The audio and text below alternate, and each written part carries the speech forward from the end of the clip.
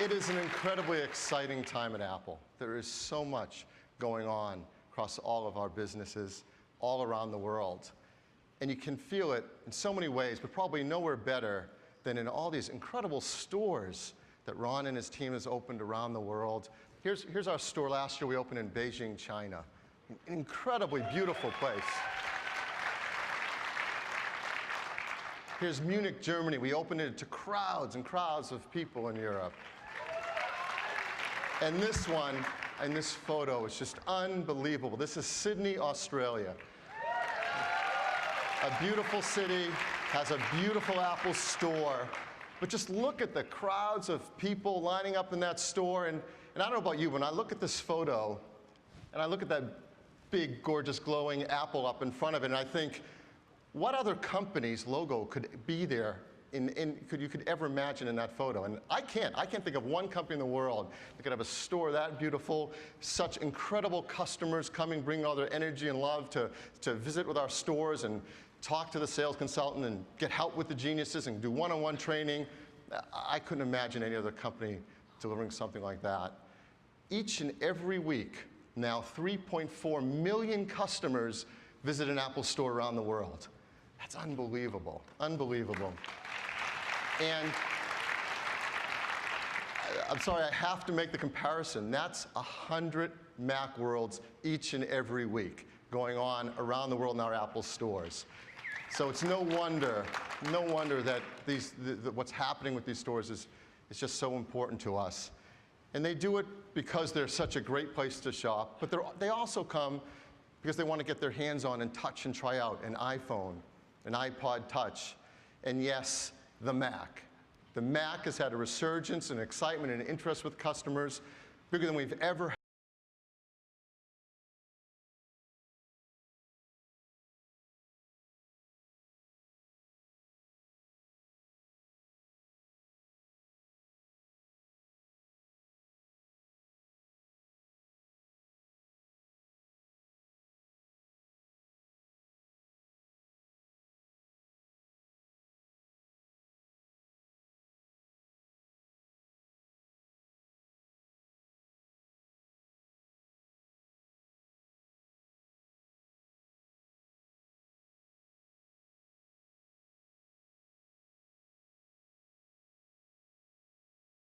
Great, beautiful products. The hardware, the Leopard, Mac OS X operating system, all the amazing applications.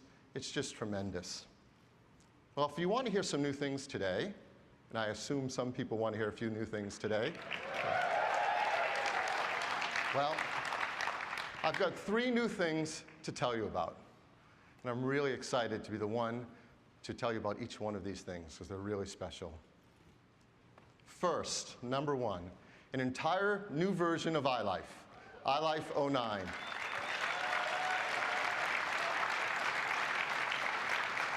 Now, hopefully, a lot of you know that iLife has become one of the reasons people buy a Mac today, because we all use these incredible applications. They're so helpful, they're so useful and fun. iPhoto, iMovie, GarageBand, iWeb, iDVD. There's nothing like it on any other computer platform. And as much as some people up north might think that they have some things that are pretty good, there's nothing as good as iLife on a personal computer. So what's new in iLife 09? First up, a brand new version of iPhoto, iPhoto 09. Last year, we introduced an idea to a technology in iPhoto called events. So not only could you see the thousands of your photos in iPhoto,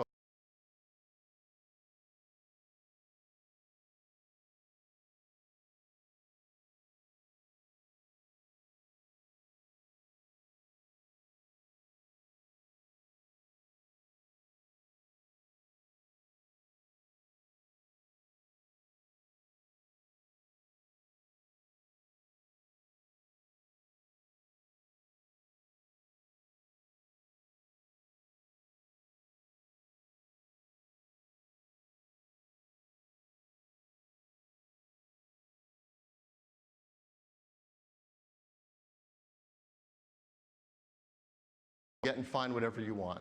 Well, that's what's in iPhoto 09. We've added a new feature in your library called Faces. And it's really beautiful.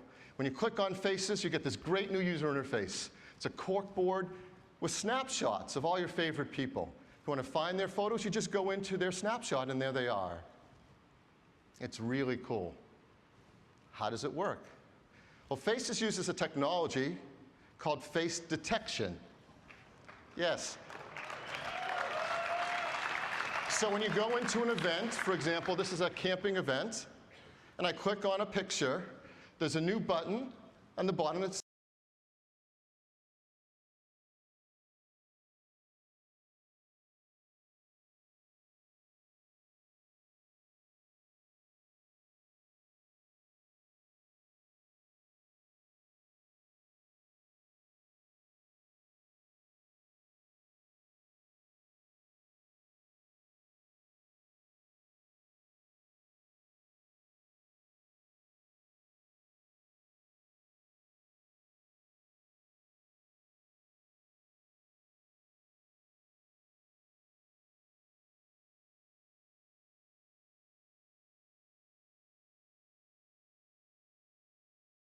you confirmed, yes, that's Liz in that picture.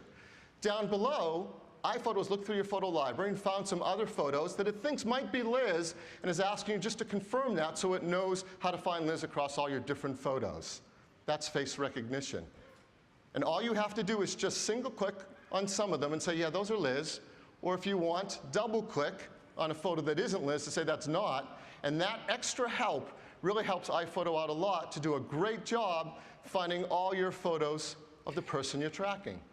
Now, there's no perfect face detection and face recognition in anyone's software, but this is the best technology we've found. We think it works.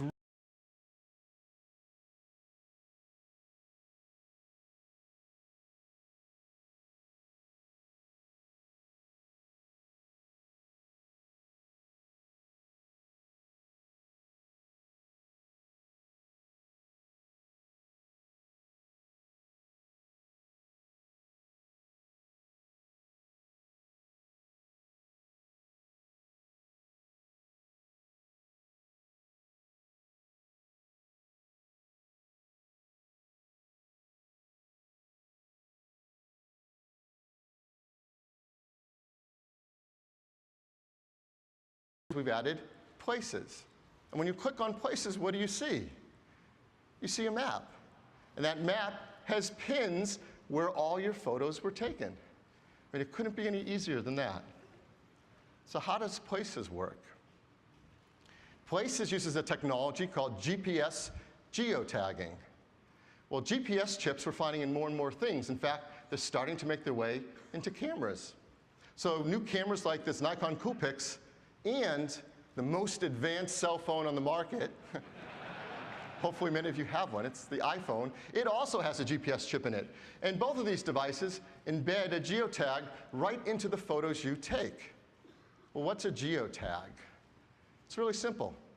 It's a big word for longitude and latitude. So for example, when you take a photo, the geotag is automatically assigned by that camera or by the iPhone to the photo you took. Now, it's not that useful to know that I took this photo at 48 degrees, 51 minutes, 33.14 seconds north. So the other thing iPhoto does, it reverse encodes that geotag, and it figures out, well, that's actually at the Eiffel Tower. In fact, it figures out more about it. It's the Eiffel Tower, and that's the city in Paris, and that's in the country of France. And you have access to all that information to use to search your photos or organize them any way you'd like. Now, I know you're probably wondering, well, what about all those photos I took that I didn't have a GPS chip in a camera, and it doesn't have a geotag in it? Well, that's easy, too. So for example, let's go into this backpacking event. Maybe it's something we did back in 2007. We didn't have a GPS chip in our camera. Well, now when you click on the event, there's a little information button. You flip over the event, and there's a new field up there that says Enter Event Location. And you just type in where you went on that event. In this case, Yosemite. Well, iPhoto has a database of thousands of locations. It recognizes what you're typing in and figures out that's Yosemite, a great national park in California. It puts a pin on the map right where that is, and it assigns a geotag to all the photos in that event. That simply. So it's really easy for you to add a location to your entire database of photos if you want them all to be placed on the map for you. So where do these maps come from? We actually are getting the maps from the Google Maps service.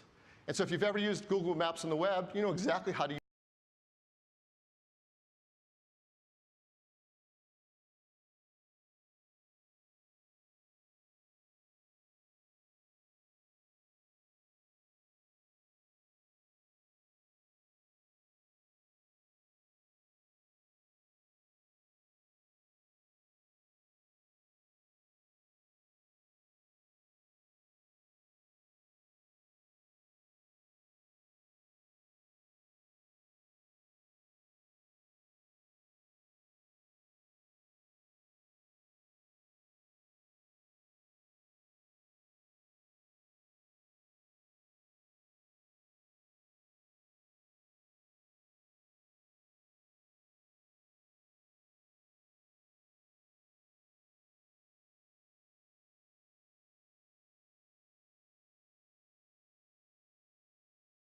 services. If you use Facebook or Flickr, that's built right in.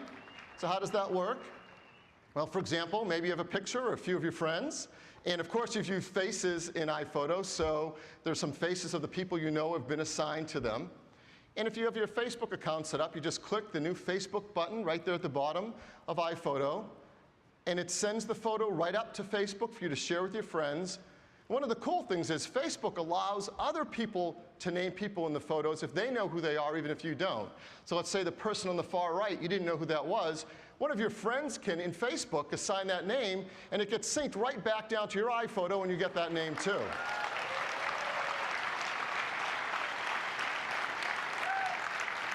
So that's Facebook. We also have support for Flickr. Flickr is a great service where thousands and thousands of beautiful photos are shared, and you can do the same thing. So maybe you've had this photo of this scenery that you want to share up on with the world up on Flickr. There's a button built right into iPhoto. You click it and share your photo up onto Flickr, and now it's there with your Flickr account for everyone to look at. But what's really cool is Flickr also supports geotagging. So it reads the data that we send up from iPhoto, and people can see the places where you took your photos all automatically, built in with geotags. So that's Facebook and Flickr support. Now, once you have all your photos in there, it's really easy with events or places or faces to do a lot of really fun things. One of the simple fun things to do is to show them to other people via a slideshow. So we have a great new feature called slideshow themes. So when you go to pick an event, let's say, for example, this ballet practice on the bottom left-hand side, you took some photos at your child's ballet practice, and you want to go in and show that class. You just click it and press the slideshow button, and a new panel shows up. We can not only assign music to your slideshow and set timing, but you can pick one of the built-in themes, and they're really beautiful. So let me show you this ballet theme right now.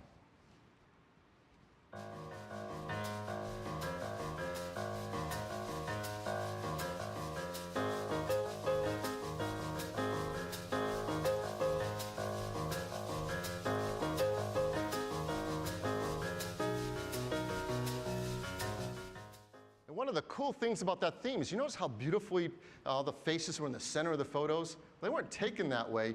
We actually used the face detection to properly position the photos in the middle of your slideshow that you play back for people.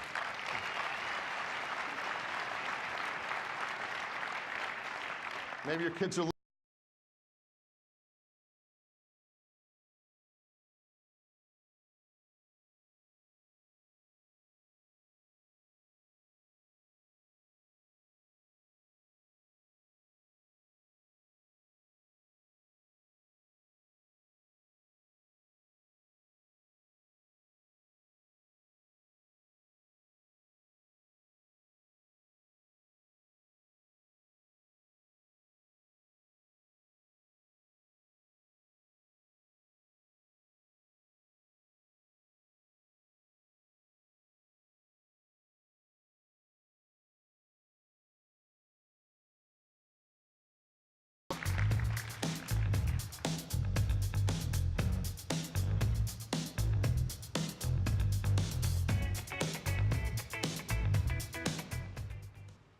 So that's some of the features, thank you, in the new iPhoto.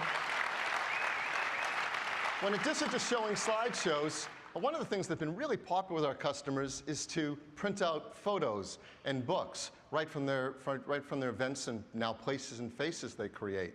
And they're beautiful books, and we've updated them with even more themes and even more beautiful printing. And I want to give you one example. This is the new updated travel book theme. Here's what it looks like. It's absolutely stunning. And inside, in the theme, we have maps. So we use the geotag data so you can automatically get maps in your books of the places you travel in the photo event that you're showing in this book.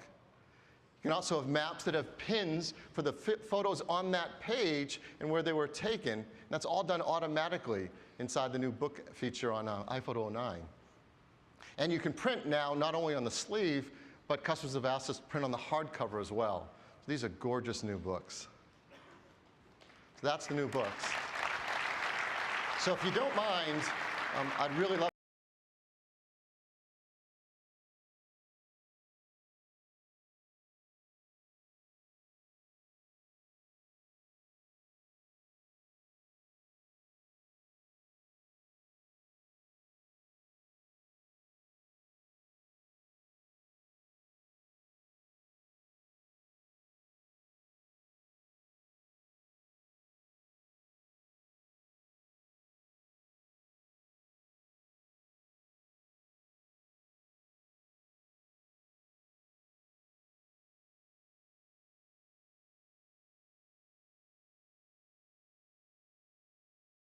if I hold down the Option key, I see the entire photo. I can look at the whole photo, or just the faces of the person in the photo. So it's really easy to manage all your friends and faces, but how do you create them? So let's go back to events. I'm going to pick event, this event called City of Light. I'm going to go into it. Let me pick a photo. I'll pick this first one at the top. And let's say that's a person I haven't been tracking yet with faces. So I'm going to go into their photo. I'm going to click this new button, Name. When I do, immediately face detection finds the face in that photo, and it doesn't know who this is, so it says unknown name. So I'm going to type that person's name. That's Allie.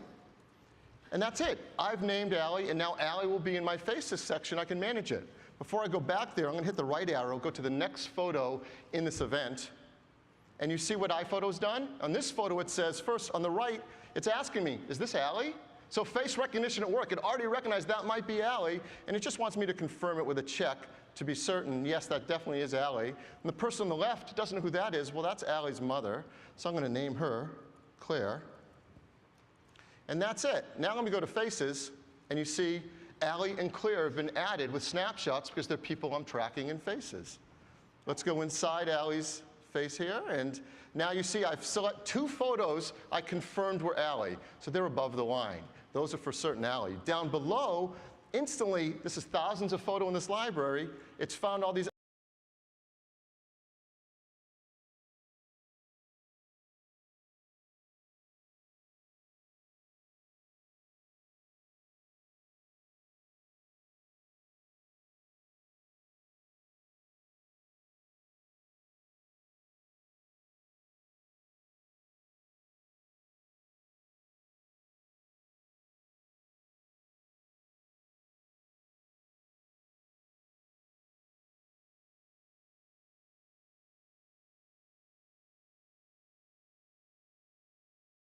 photos up above that are automatically recognized as Allie, and with that little bit of help, iPhoto can do an even better job finding more photos that are absolutely Allie, and that's all I have to do. So I've made it really easy for iPhoto.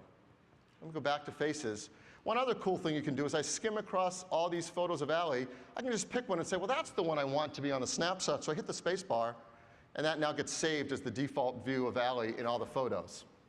One more really fun thing. Imagine that's your family on the bottom, a mother and father and 2 kids, and you want to keep track of all their photos at once. I'm just going to drag across all 4, and then I'm going to drag them onto the left-hand sidebar here and let go, and it's automatically made a smart album with all 4 people in it. I can name that, so I'll name that Our Family. And now, whenever I go into that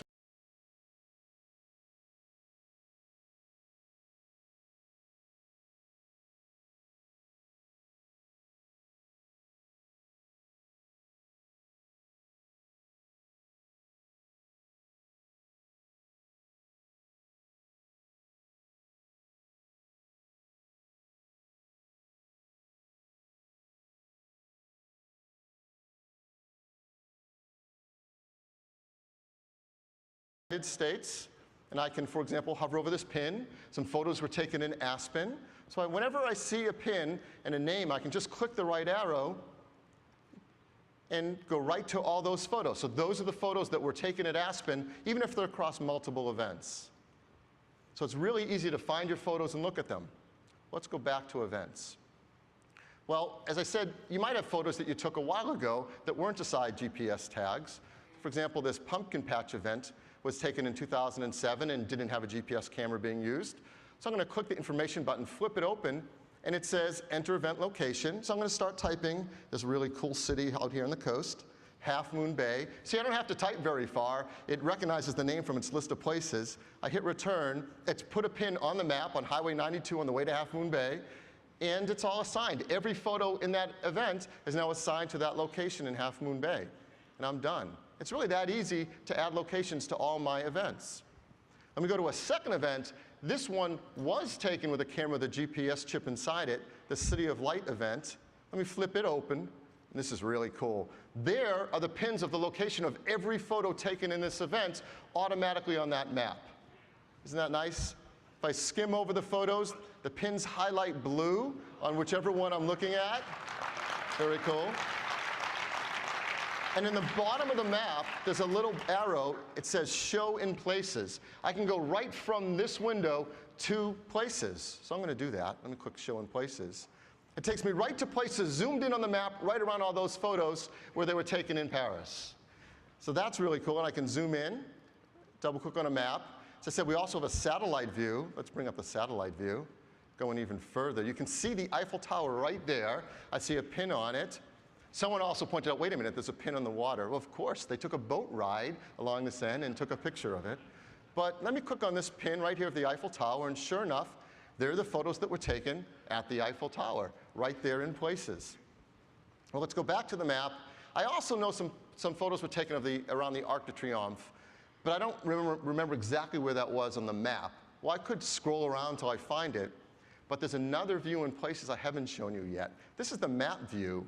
On the bottom, I also have a column view. The column view across the top lists all the places that I've taken photos in the world. It's got countries, cities, states, famous events, famous locations, and I can click on any one of them to get those photos. I can click on the United States. There's all my photos taken in the United States. I can click on California, all the photos taken in California. I'm going to see over on the far right, well, there it is, Arc de Triomphe. I select it, and there are the photos taken at the Arc de Triomphe. I don't have to find it on the map. When I click back on the map, there they are. There the photos around the Arc de Triomphe. So that is an example of using the brand new Places feature along with Faces in iPhoto 09.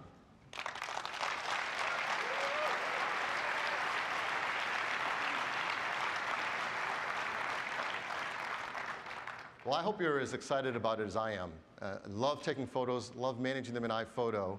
And iPhoto 09 with all these amazing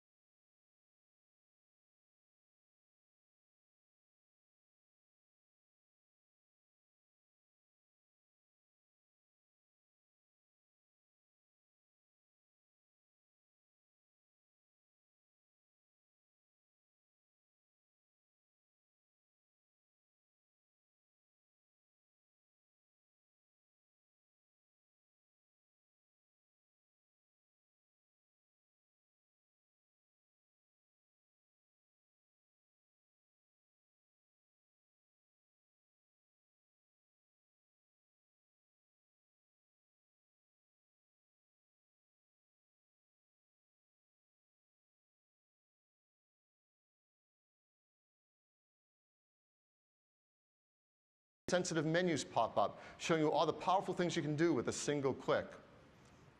When you started to lay out all your clips, you can instantly make a beautiful movie with new dynamic themes, where you just, with a single click, select a theme, and iMovie automatically creates titles, transitions, effects, even credits, all for you with a single click. And it has this really cool feature. This is my favorite thing. It's called animated travel maps. A lot of the videos you take are of places you visit. Well, now you can automatically create 2D and 3D maps showing where you traveled right in your video. And if you're not the world's best videographer, maybe some of your videos get a little jittery, well, we've got automatic video stabilization, where iMovie will stabilize your video and take away all those jitters. And so things that might not have been usable before are now beautiful, pristine videos to include in your movie. Now, I'm blowing through these really fast, all these features, for a reason. Because it's video editing, and it's really hard to talk about on a slide. So the right way to show you the product is with a demo of the brand new iMovie 09. And I've done something really special. I've asked the engineer who came up with this brilliant idea for this new way to do video editing to do the demo for us. So please.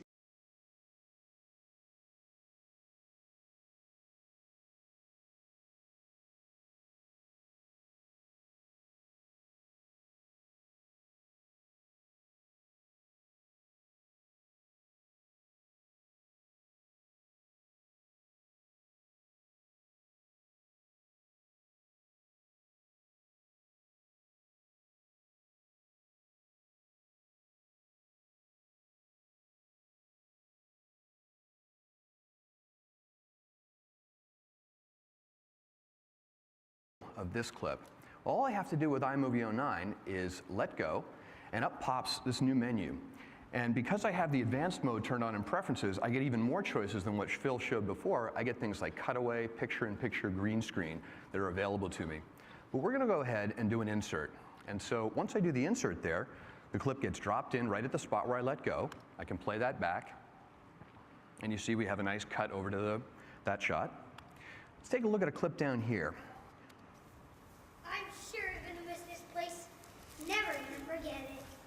That's a great dialogue shot, and the sound there would be really nice to put in underneath the video that we were just looking at. So I'm just going to skim along here and just select it. I'm sure going to miss this place. Never forget it.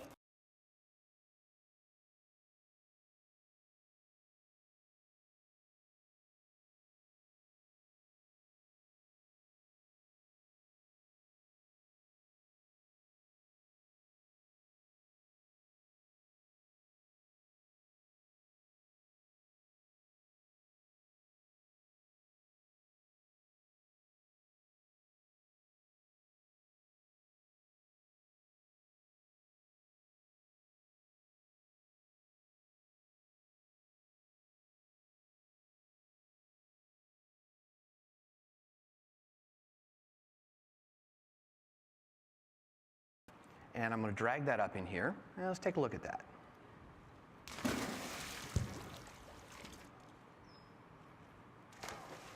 So those are some nice clips, but we could make that look a lot better if we tightened up the action. So what I'm going to do is I'm going to use the new action pop-up, and I'm going to choose the precision editor. When I do that, what drops down is a magnified view of the edit that we're working on. And what you see here is everything on the upper line is all of the material to the left of the edit, and everything on the lower line is everything to the right of the edit. And I can skim back and forth and actually see the edit happen, but I can also skim on this clip and I can see the content before and after the edit on the clip on the left, and I can do the same thing on the clip on the right. So I can see all the different material that could be used for this edit. And everything you see here is interactive. I can grab this clip and move it back and forth. I can grab this clip and move it back and forth and adjust the edit any way that I'd like.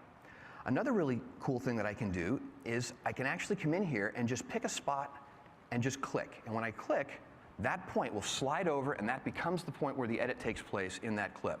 Let's come down to this clip here, and I'll pick a corresponding spot here where he goes in the water, and we'll click, and now let's take a look at the edit.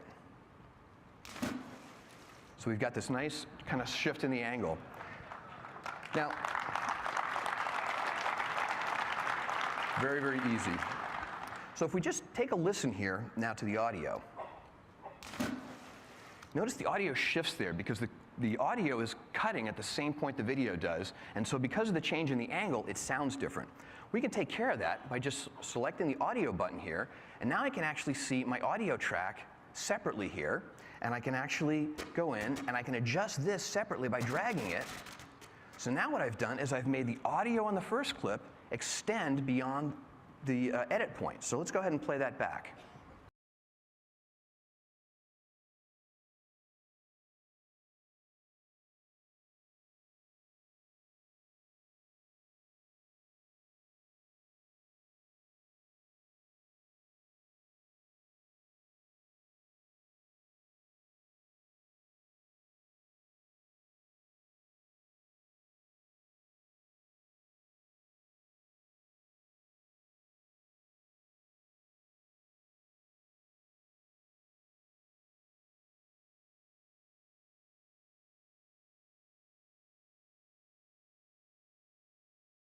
Down here, this was shot in the back of a Jeep that was bouncing along, and the footage probably wouldn't be something that you'd actually use because there's just too much motion in it.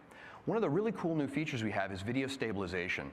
Now this stabilization is done in a two-step process. The first step, the iMovie goes through and analyzes each frame of your video and compares it to the one before and one after and figures out what all the motion is. That takes some time, but it can be done on an entire event all at once, and once that's been done, as it has for this event here, all I have to do is select the segment of the video that I want and just drag it up here into my project. And when we play it back now, the stabilization's been applied, and it almost looks like the car was floating along there.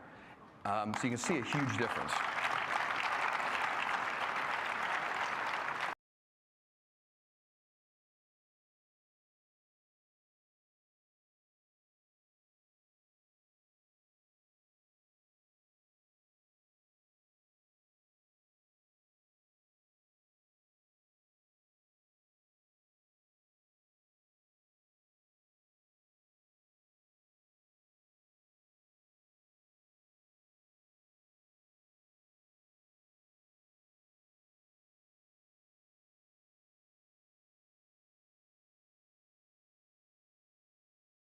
Tree, but it goes by so fast. It'd be really cool if we could slow that down.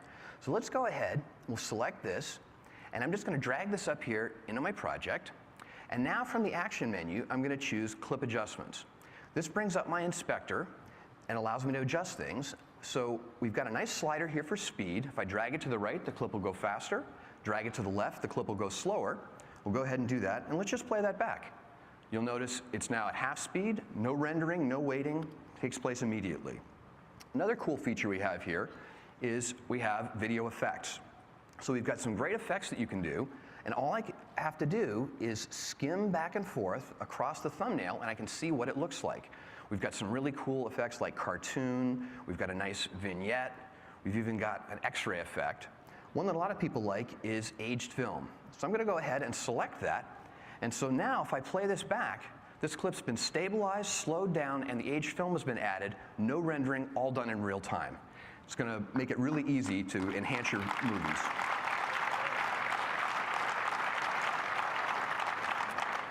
So we've added a number of other elements for enhancing your movies. Over here on my Maps and Backgrounds panel, you can see we have 4 different styles of map, and we have flat and globe maps. I'm going to go ahead and grab a flat education map, drag it up into my project.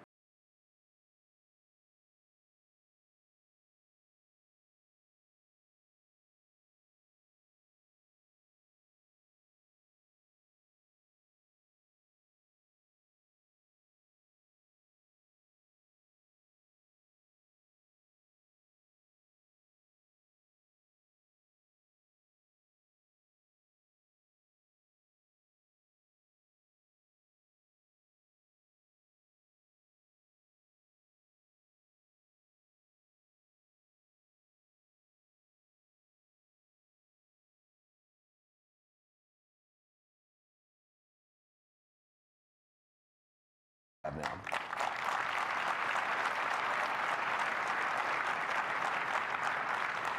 We have some other elements. We have some new transitions. We have a whole bunch of new animated titles that are really cool.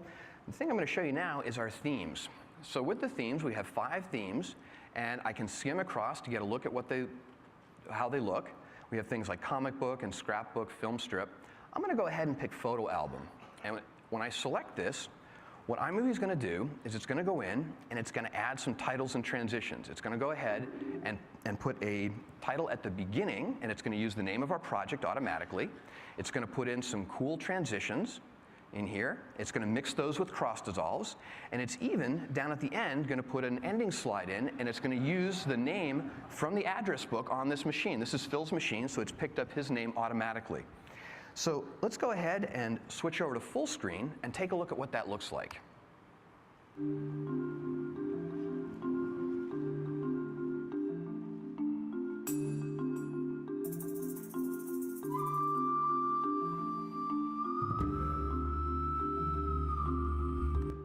So you can see how nice and professional those look.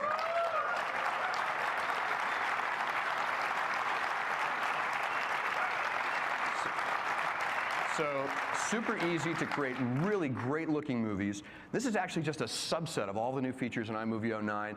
I encourage you to go down to the booth or go to apple.com to check out the full set of features. Thanks very much.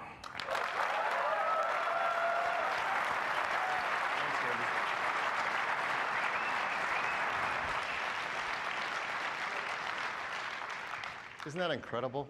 An amazing software, and thanks to Randy and his team and to everyone who's worked on it. It's so powerful. And just watching that, I'm so impressed that I edited that myself. So that's just some of the features in that new iMovie 09 that's going to make it a video editing product that every customer is going to love. Old iMovie users as well as all the new people that are going to get into video editing now with this incredible software. So that's the second application in the new iLife 09. I'd like to show you just one more. I'd like to talk to you about the new GarageBand 09. Now, GarageBand 09 has a number of really great features, great new guitar effects, great way to jam in Magic GarageBand, but I'm not going to tell you about those. I want to tell you about just one feature because it's really the most exciting one and a true breakthrough. The team was challenged with doing something no one's ever done before, to create a piece of software that can help people learn to play a musical instrument. So that's the biggest new feature in GarageBand 09. It's called Learn to Play. So what's Learn to Play? When you go into Learn to Play, you get a new user interface. You can learn to play a guitar or keyboards. You see the instrument you've chosen facing you so you can easily see what you're going to learn on that instrument. You have an instructor up above. In this case, this is Tim, and it's in HD resolution, and he's going to teach you how to play the instrument.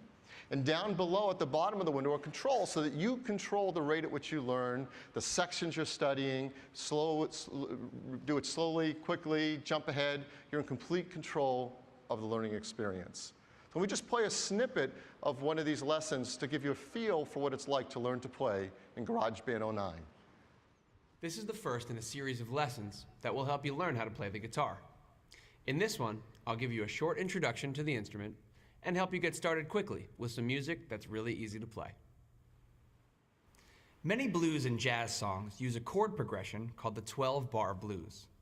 We're going to learn the progression in the key of A using the three chords A, D, and E. So that little snippet gives you a taste of what it's like for Tim to teach you how to play the guitar. You saw the guitar playing, you saw where your fingers go, and the controls going along the bottom. You can repeat that if you need a little more time to learn it just right. Here's a snippet of what it's like to learn something on a keyboard. In this lesson, you'll learn how to read some music and how it relates to the notes that we already know on the piano keyboard. Let's add the bass part to the new chord progression. Put your left thumb on middle C,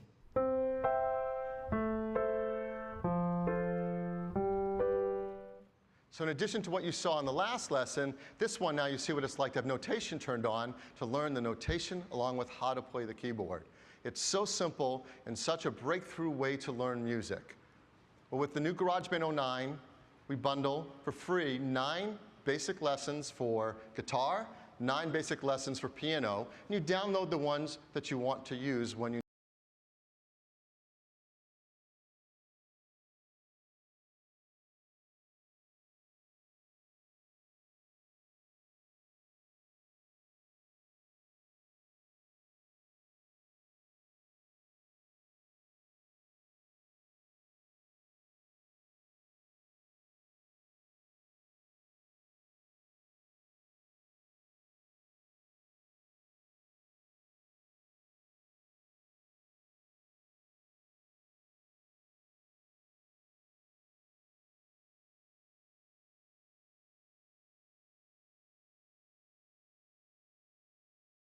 song bubbly.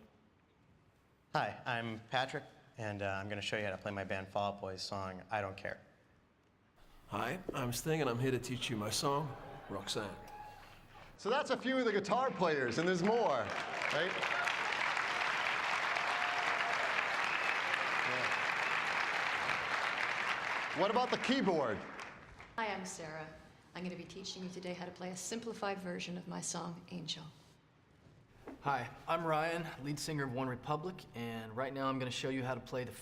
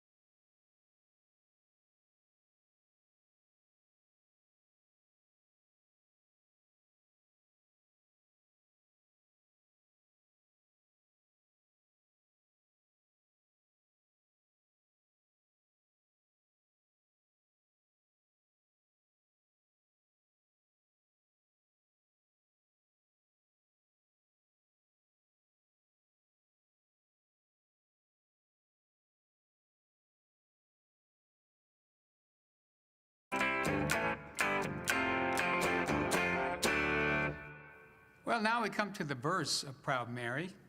It's based around the D chord. And I've always thought D is just a really bright and uplifting sound, beautiful sound. Sounds sunny, sounds happy. And you can tell already that's starting to sound like that rolling, chugging rhythm that Proud Mary is known for. 2, 3, 4, A. Then we'll go to the B minor chord. And back to that D chord.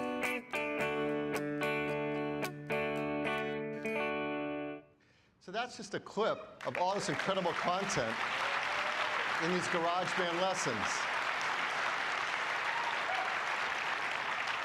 Now you see why that's the one feature to talk about. It is so unbelievable and so much fun. So that's GarageBand 09.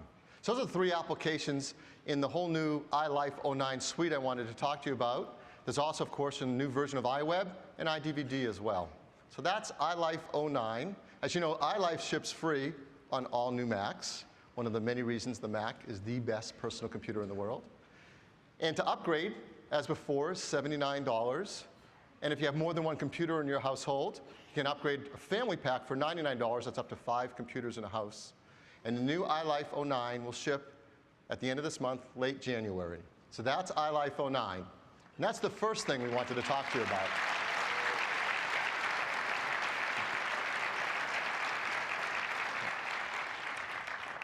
So number 2, we also have a completely new version of iWork, iWork 09 as well. And as you know, iWork is made up of Keynote, Pages, and Numbers.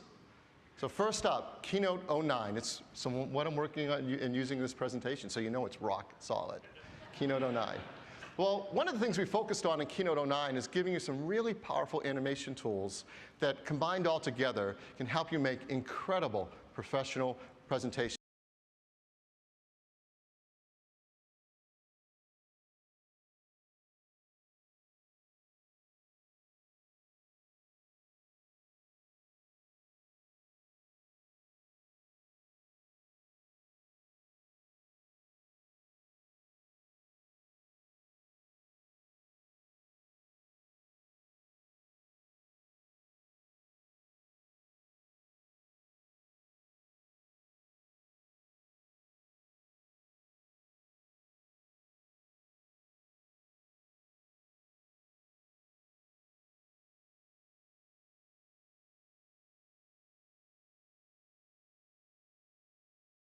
Them and ask Keynote to do a magic move between them.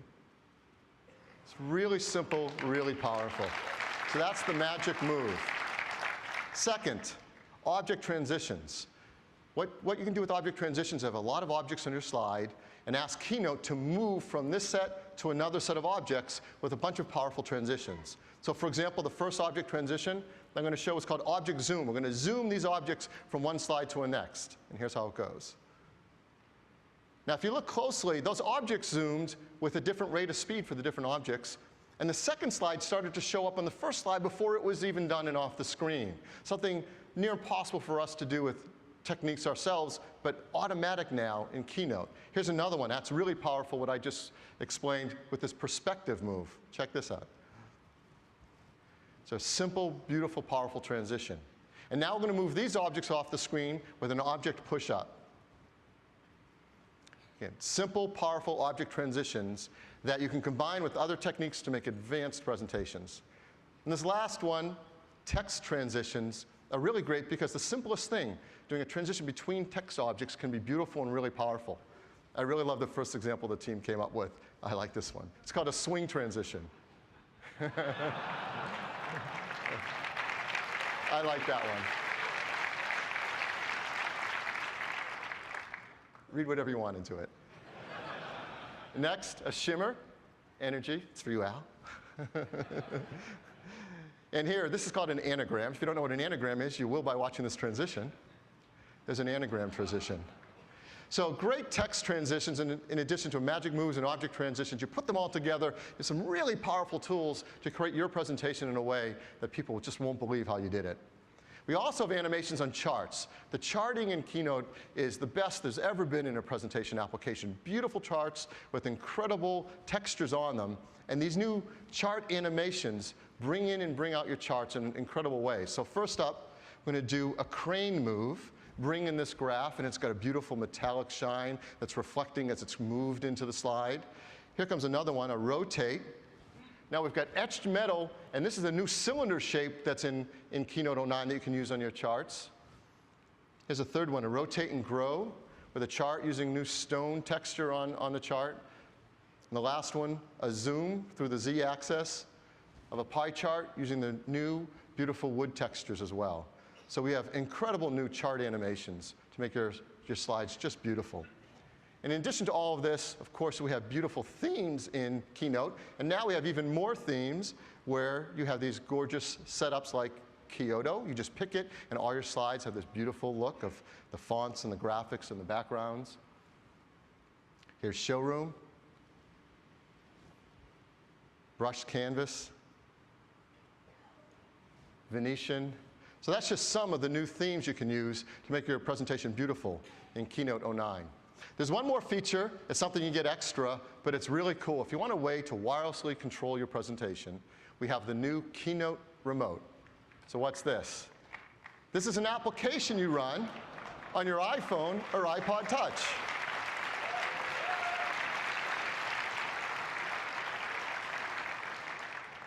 You set it up to talk wirelessly using Wi-Fi to your Mac, whatever your Mac you're running the presentation on.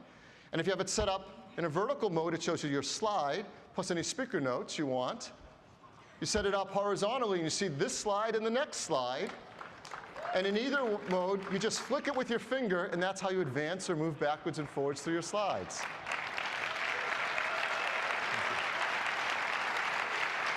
The Keynote remote is an application They'll be sold in our application store for 99 cents. And as you see, we've already given it 5-star reviews, so I know it's a big hit. So that's the Keynote Remote, and those are some of the new features in the new Keynote 09. Next up, Pages. So Pages 09, last year we did a lot of work on Pages to make it not only great for doing document designs, but also just a really great word processor. So we focused a lot more on that this year as well, making it even better for the things you want to write. Now, first up, a feature called Full Screen View. Well, sometimes you're working on the next great American novel, and you're staring at that blank piece of paper, and you just can't get time to get started because you're distracted with your email and your stocks updating on your web page or people instant messaging you, and you just want to stop and focus on your writing. So you click the new button up top for Full Screen View, and then you start writing, and you have the time to really focus on what you're doing because everything else disappears. And this is really powerful if you're using it with a design because you really want to focus on the design, but again, you get a lot going on, you get a lot of applications running, so you just go into Full Screen View, and now you can really focus on what you're doing. Now, the menus are still active up above, so I can move my mouse up to the top, and there's the menu. For example, go into 2-up mode on the pages and stare at the whole design on my big, beautiful cinema display. And the page sorter on the left is still there, too. If I move my cursor to the left, it pops open, and I can pick what page I'm working on, get back to work.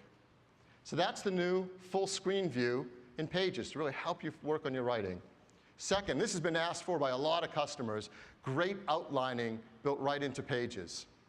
So in Pages 09, you can start working on your document in an outline view if you want. Type your outline. There's control of different levels of your outline, different font sizes, graphics in line with your outline, complete control.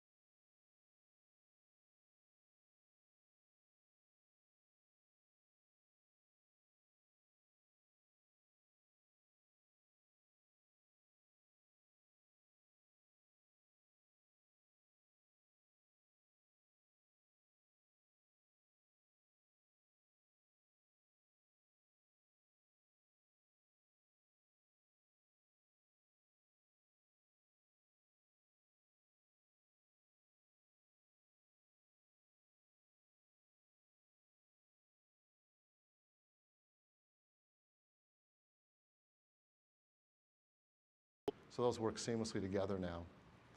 And of course, one of the great things about Pages is beautiful templates so that you can create gorgeous documents, but really simply. So we have even more templates now for newsletters, beautiful new poster templates. You can create really fun flyers. We've got certificates, really great things to use in education, and business correspondence with envelopes and letters and business cards you can create. So those are just some of the templates in the new Pages, and that's Pages 09.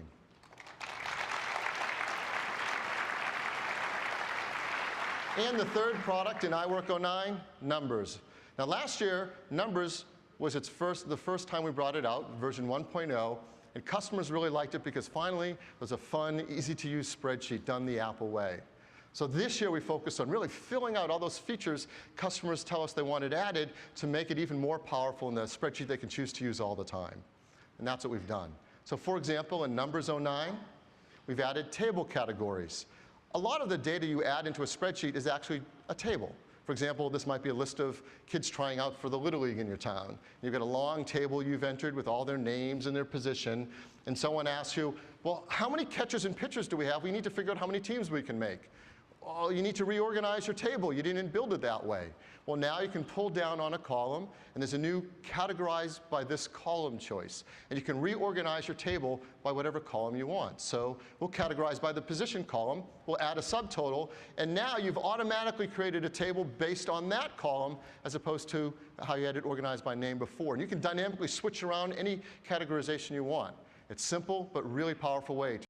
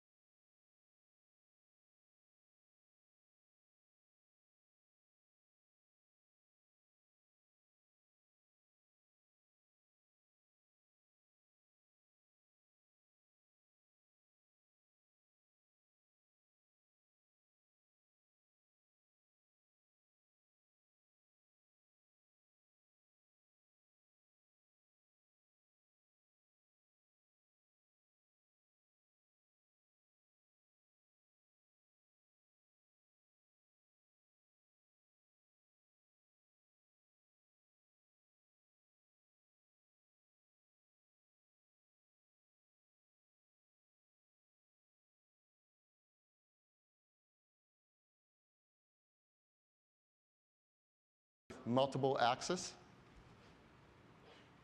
We have trend lines and error bars. So these things have been really important to people doing financial charts or doing scientific charts. It gives them the tools they need to do some really advanced reporting on their spreadsheets.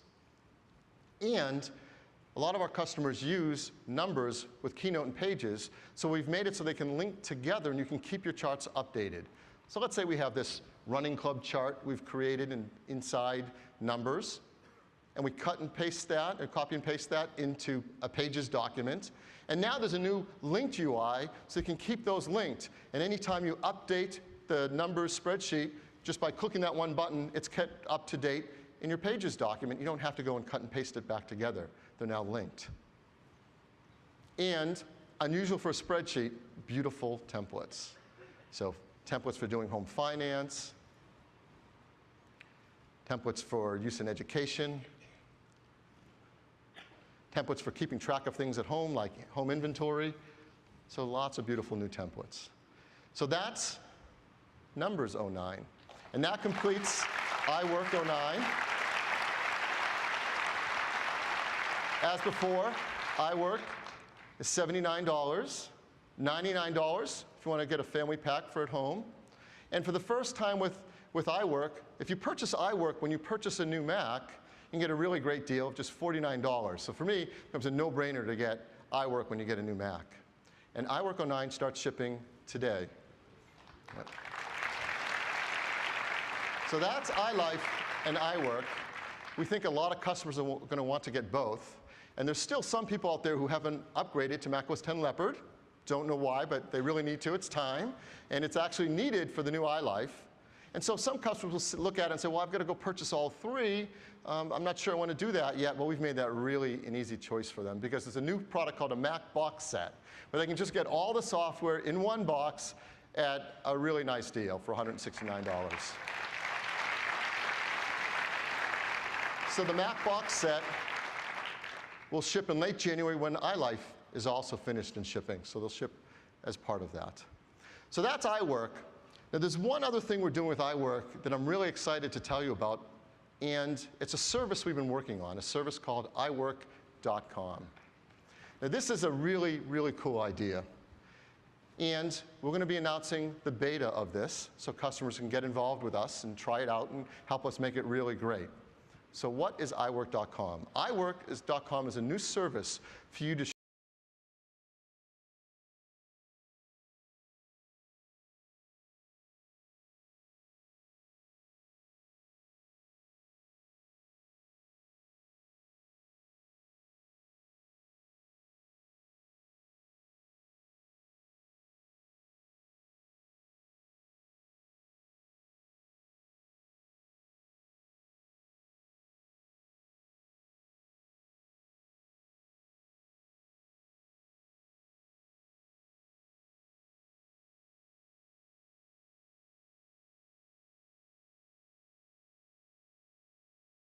people, and sometimes they can be large files and hard to get through email systems. They just go to iWork.com where you've shared the document and download it themselves whenever they need it.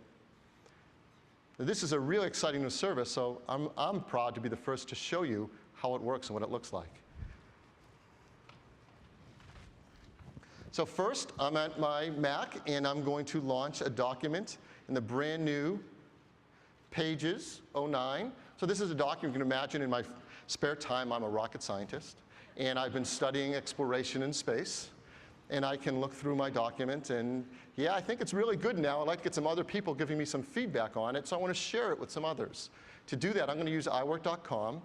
And there's a button now in the top of the new iWork applications, Pages, Numbers, and Keynote. It just says iWork.com, and I'm going to click on it. And I've set up my account in iWork.com. I'm going to send a note to someone that I'm sharing this with. So all I have to do is type in their email. It sees my address book, so it knows when I start to type in Tia who that is. I'm going to type in a subject. Please check this out. Thanks for reviewing it. So I'm going to send this to Tia. I'm going to click Share. And now what Pages is doing is creating the different formatted versions of this document and sending them up to iWork.com all automatically, and it's done. Okay, I've done it. It sent off a notification to Tia, it's up there in iWork.com, and that's it. It's that simple. So what's it like on the viewing side? What does Tia see? Well, I'm going to switch computers up here. And now I'm on another computer, and let me just log in. This is Tia's computer. Different desktop, you can tell that's Tia. And next time Tia's in her email, what Tia's going to see is a new message from me. The message I just sent, please check this out, tells Tia that she's been invited to view this document, the Phoenix Mission Report, on iWork.com. Tia simply clicks View Document, and that launches Tia's browser. And again, this is amazing. This can be a Mac or a PC running any of the popular browsers. Safari, I think the coolest browser, or Firefox, or IE, or whatever Tia uses. And this is what Tia sees. Tia sees the document. When you have to stop for a second and look at this, because it looks like pages, but I'm actually on iWork.com. Tia can read the document, go through the different pages. Tia can decide to leave a note to me on a section, maybe select this point where it says the friction causes the spacecraft to heat up to about 2,600 degrees Fahrenheit, add a comment. What's this in Celsius? So Tia can leave notes back to me. And there can be multiple people viewing the document, and they can leave notes to each other about the entire document. So on the right-hand side, Tia can say, I've reviewed it. It looks great. And post that note for all of us to see. And most importantly, on the right-hand side is this download button. So Tia can now click that button, and if Tia wanted to edit it herself, she could open it up in Pages if she has Pages 09, or read it as a PDF file, or even as a Microsoft Word file. So you're now sharing documents with other people who don't have iWork, but they can all open and view the documents too. So it's a really great way to share these documents around. So that's what Tia gets to do. Let me go back to my computer. So here I am back on my Mac, and I want to see the different comments coming in and communicate with those people. Well, I'm in Pages, and under the Share menu, there's a new item there that says Show Shared Documents. I'm going to click on that. It's going to take me in my browser to iWork.com to see the same shared document. So now we're all looking online at that shared document. And right here is a list. I have more than one shared document, so I'm going to see all the documents I'm sharing. The top one is the newest one, the Phoenix Mission Report, and there's a blue dot next to it telling me there's a new note there that I need to read. So here I am. I'm online seeing the same document Tia's seeing.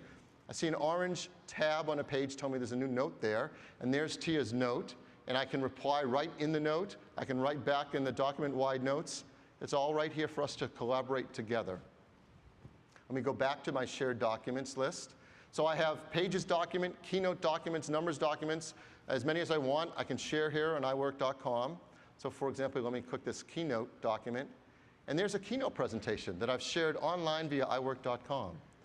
Beautifully rendered, just the same way it is in my own version of Keynote. And I see all the notes from the different people. We have 4 other people viewing this online and sharing notes together. So that's what it's like using iWork.com, a great online service for sharing and collaborating on documents.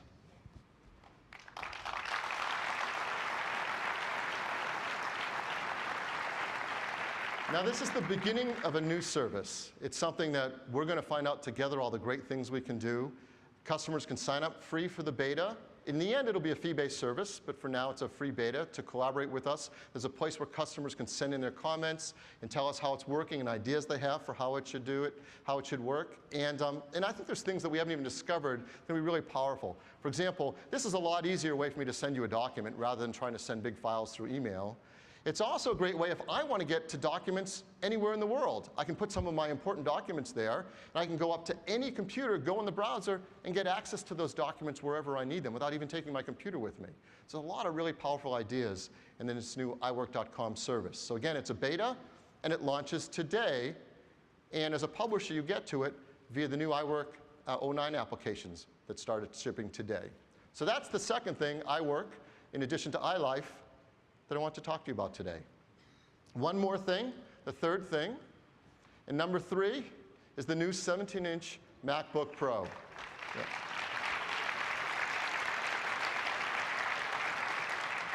Last year was a big year for notebooks at Apple. We introduced some incredible new products. We started the year with the MacBook Air, the thinnest notebook in the world. And to that, later we added the 13-inch MacBook and the 15-inch MacBook Pro. All of these based on this incredible new architecture called the Precision Unibody Enclosure. And that simply meant we came out with a better way to make a notebook that makes it sturdier, thinner, lighter, more beautiful. And it's worked incredibly well. People really love them. Our customers love them, and the reviews have been fantastic. Ed Baig of the USA Today said, Apple's fashioned a winner with the new MacBook. David Pogue of the New York Times, Apple's MacBook is a thing of beauty. And Walt Mossberg of the Wall Street Journal, Apple's new MacBook is a terrific choice for consumers and students. Now I'm really proud to tell you, for the last 8 months running, if you look at a list of all the notebook products sold in the United States, a MacBook has been #1 on that list every month.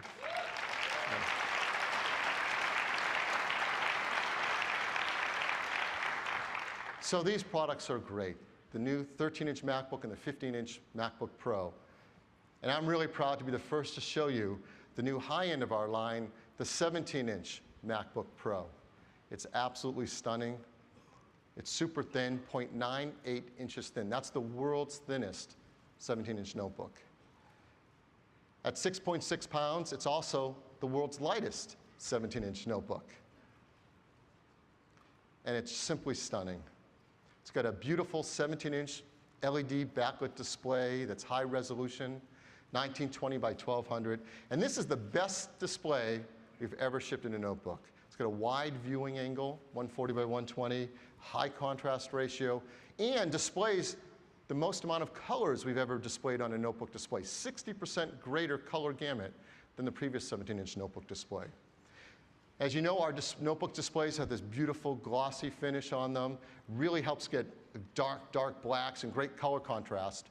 But some of our highest end customers would really rather not have a glossy panel on the front, so we've also created, for the first time with a 17-inch, an anti-glare option.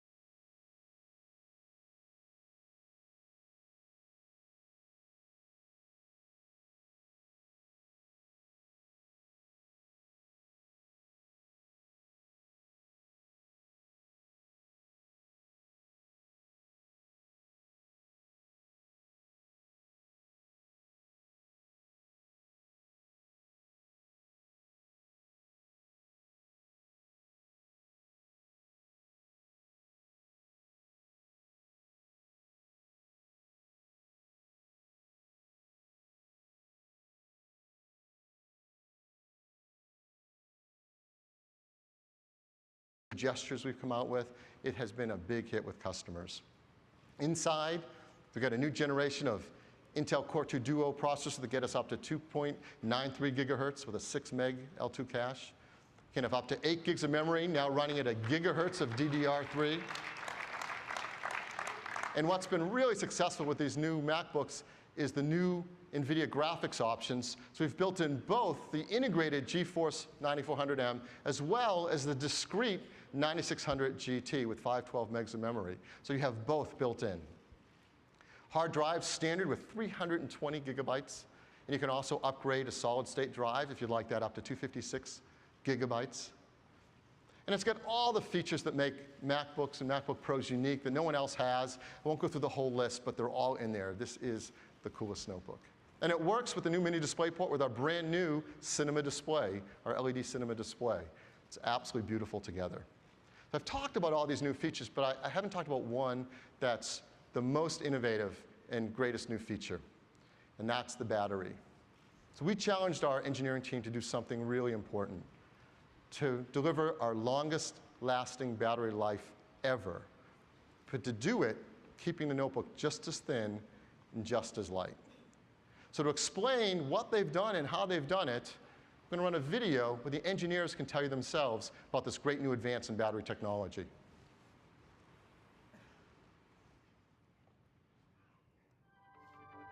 At Apple, we're always looking for ways to advance the performance of our portable products.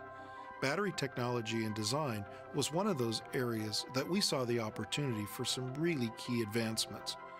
With the new 17-inch MacBook Pro, we've designed a battery that will last up to 8 hours on a single charge and can be fully recharged up to 1,000 times.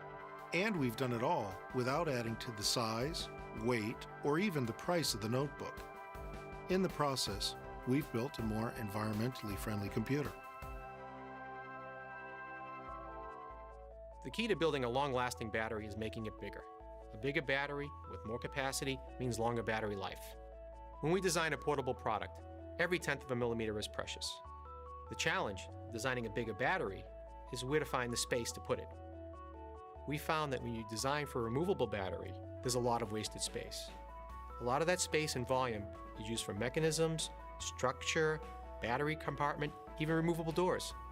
By embedding the battery and removing all the infrastructure associated with a removable battery, we were able to create a notebook with a 40% larger battery that lasts up to 8 hours on a single charge at the same size and weight.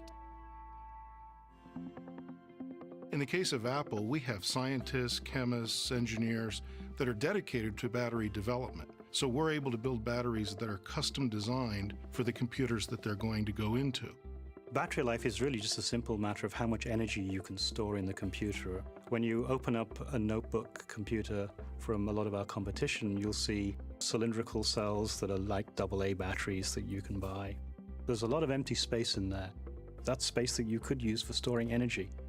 And so by creating custom-shaped cells that we have in our batteries, you can fill all of the space much more effectively than you can with cylindrical shapes. You can also customize it to be all kinds of different sizes, and that's what we do. To make our batteries extremely thin, we use lithium polymer technology. We start with these very large sheets of tissue-like foil, and you coat those with the active material that stores the energy for the battery. In our case, it's an advanced chemistry that extends the lifespan of the cells 3 times the industry standard. Then they're wound together into an electrode roll. And then this roll is compressed into the correct shape, just to our precise dimensions. We go very deep into the design of a battery and cell engineering. You won't find that anywhere else in the computer industry.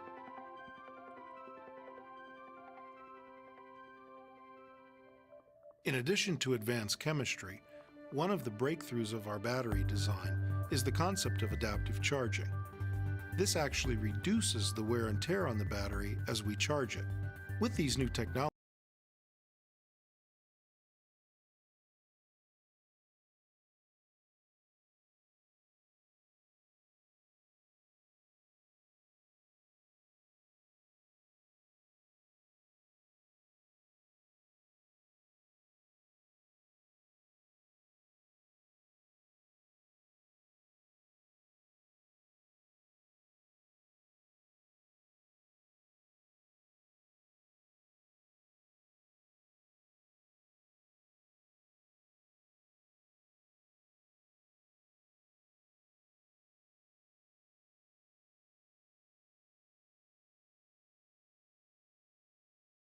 to make our products greener.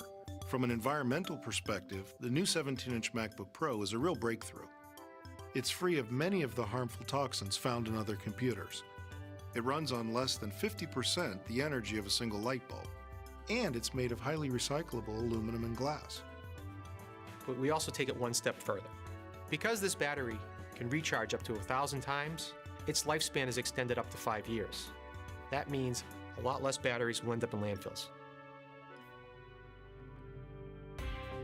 At Apple, we constantly strive to create the thinnest and lightest 17-inch products we can design.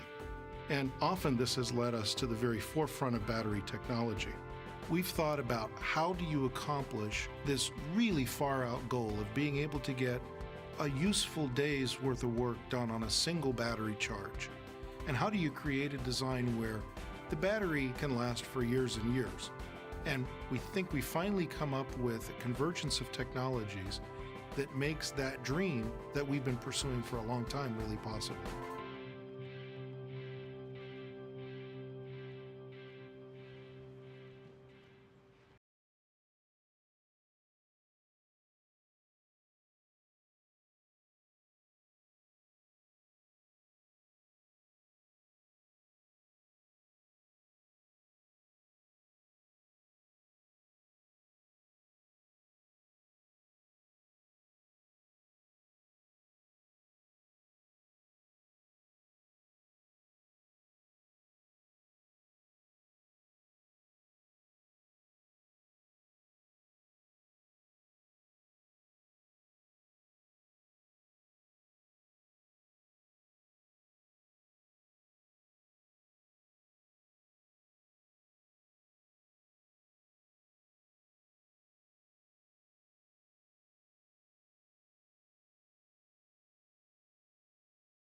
Did it, keeping it just as thin and just as light.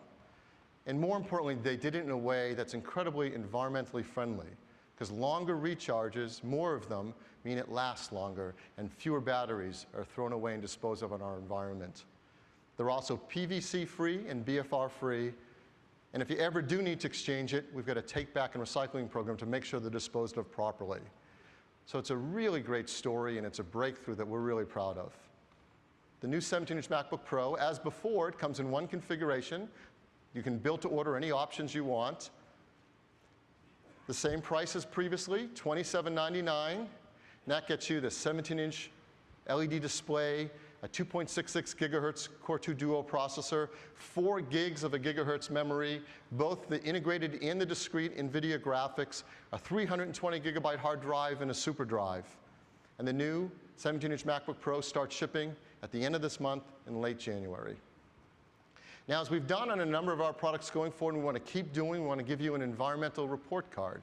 We spent a great deal of time caring about this.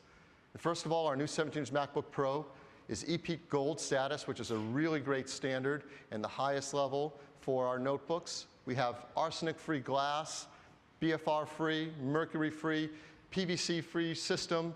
It's highly recyclable with all the great high-quality glass and aluminum we use in our product. And really important, 34% smaller packaging. So when we ship millions of these around the world, we use less fossil fuels doing so. And this great new 1,000 recharge cycle battery. So that's the new 17-inch MacBook Pro. We're so proud of it, we couldn't help ourselves. We had to make a TV ad for it. So I'd like to show you that new ad.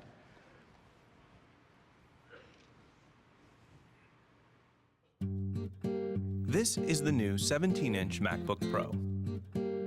It has a revolutionary new battery that runs up to an astonishing 8 hours per charge and can be recharged up to 1,000 times.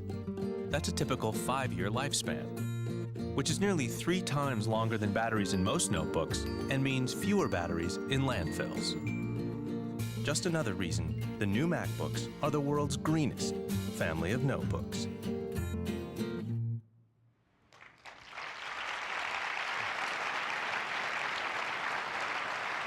So the new 17-inch MacBook Pro joins the 13-inch MacBook and the 15-inch MacBook Pro, completes our lineup of the world's greenest and the best family of notebooks available.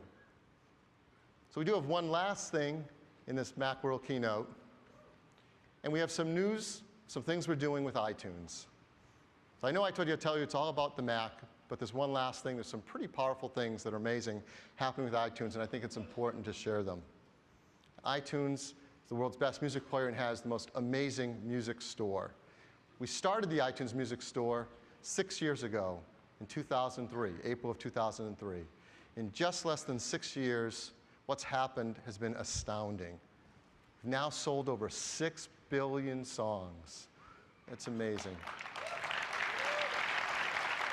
And iTunes is the world's largest media library, music library, with over 10 million songs. 10 million songs.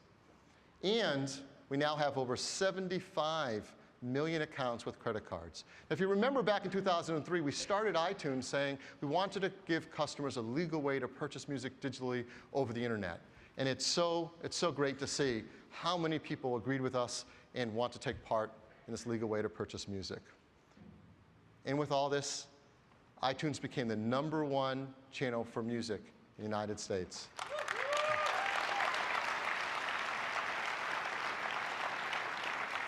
So what's new with iTunes in 2009? I'd like to tell you about 3 things today that are happening. First, price. As you know, we've worked with all the major music companies, as well as thousands of independents. And over the last 6 years, we've had one pricing model for all songs, 99 cents. And the music companies have told us they want more flexibility. So starting in April, we're going to give them more flexibility because we're going to create 3 pricing tiers. There'll still be 99 cents. There'll also be a pricing tier at 69 cents and at $1.29.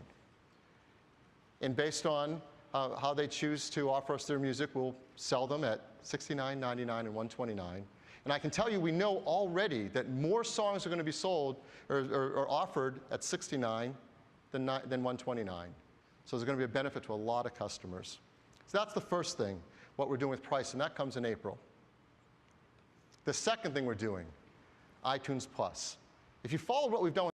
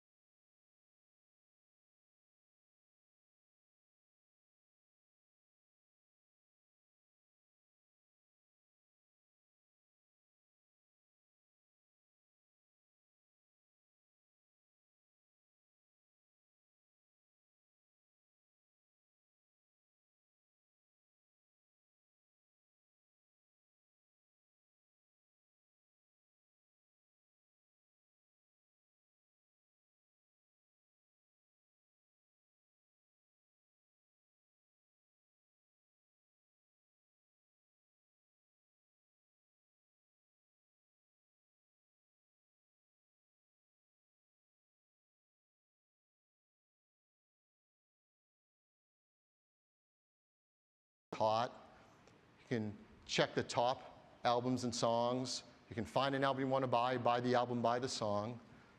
And now, with the iTunes Music Store, it's no longer the iTunes Wi-Fi Music Store, it's just the iTunes Music Store because it supports downloading and buying your music on both Wi-Fi and 3G cellular networks. So that means you get access to all these songs to the same price. A lot of others don't do that. They're the same price that we've talked about. It's the same selection, all of that incredible over 10 million songs available to you right on your iPhone. It's the same quality, up to 256 KB encoding of AAC you get right over the air on your iPhone. This means that you can, on your iPhone, preview and purchase music now anytime, anywhere, whether you're on Wi-Fi or 3G networks. And whenever you sync your iPhone back to your computer, we sync back the music. It's the same music on your iTunes on your computer and iTunes on your phone. This is a really big step for wireless music on cell phones, and that starts today. Today, you can start using iTunes over your 3G network. This is really profound, that now iTunes on your phone, DRM-free, 256 KB songs over wireless networks, the same price, and they sync back and work on your computer right into iTunes. Simple idea, a really big step for digital music, and I think a really leading step for Apple. And now we're ending on music, and in many of our Macworld keynotes,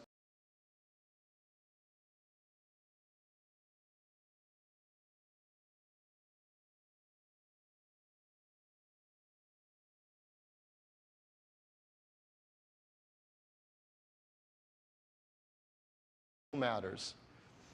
So I think it's fitting that we end our last Macworld keynote with an artist that really has some amazing music and has been recognized as a true legend in our industry. Look at these awards. Unbelievable. 15 Grammy Awards, 2 Emmy Awards, a Jazz Master Award, a Kennedy Center honoree, a UN Humanitarian of the Year, over 100 albums, over 50 million records sold worldwide, and a song I think that's going to be really appropriate for this last Macworld. So with no more fanfare, it's my honor to introduce to you Mr. Tony Bennett.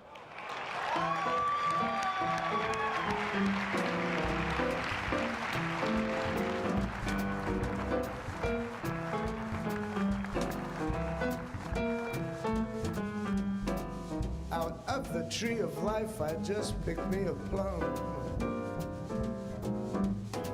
You came along and everything started to hum. Still, it's a real good bet. The best is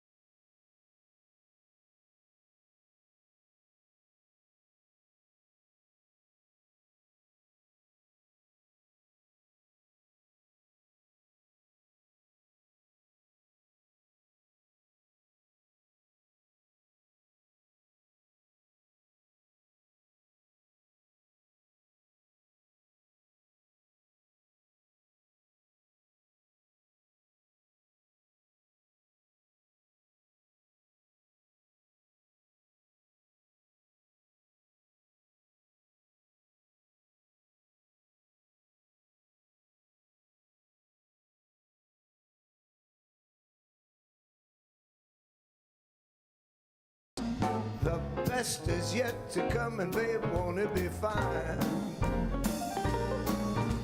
The best is yet to come, come the day you're mine. Out of the tree of life, I just picked me a plum.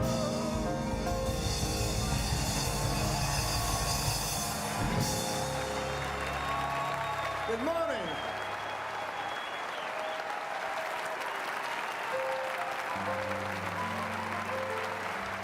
Thank you. Amazing. Thank you very much. The lovely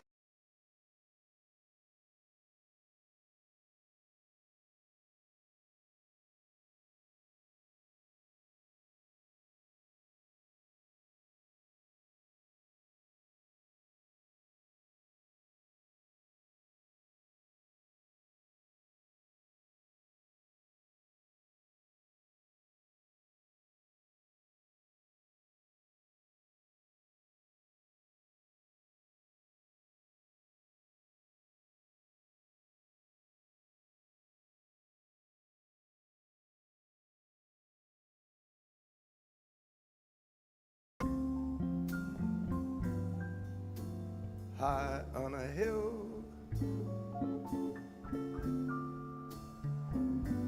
it calls to me.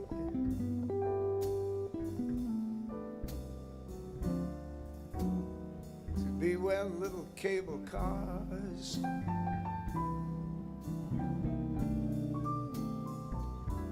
climb halfway to the stars. The morning fog may chill the air.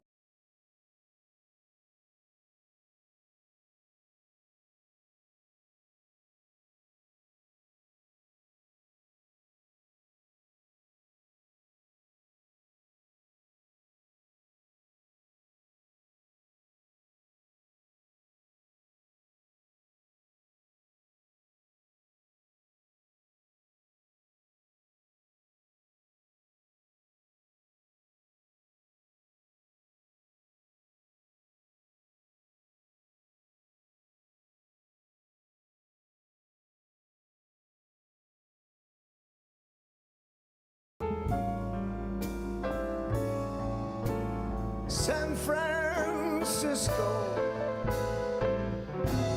Your golden sun